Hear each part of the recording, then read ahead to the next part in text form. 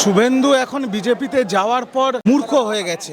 শুভেন্দু বাংলার ইতিহাস ভুলে গেছে। এই বাংলা কাজী নজরুলের বাংলা, রবি ঠাকুরের বাংলা। বাংলার বীর সন্তান নেতাজি সুভাষের আত্মরক্ষীর নাম ছিল মোহাম্মদ নিজামুদ্দিন। এটা বাংলার ইতিহাস। শুভেন্দু আর বিজেপি বাংলার ইতিহাস, বাংলা ভাষার অস্মিতা, বাংলার সংস্কৃতি সব গুলিয়ে দিতে চাইছে, ভেঙে দিতে চাইছে। বাংলার এর প্রতিবাদ করবে।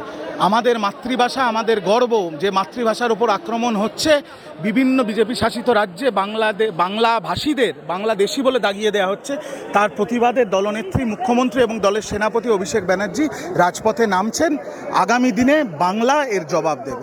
লিস্ট ইন্টারেস্টেড, উনি আসতেই পারেন। উনি তো ভোটের আগে পরিযায়ী পাখির মতো প্রতিবারই আসেন। পারলে ডেলি প্যাসেঞ্জারই করুক, কোনো অসুবিধা নেই।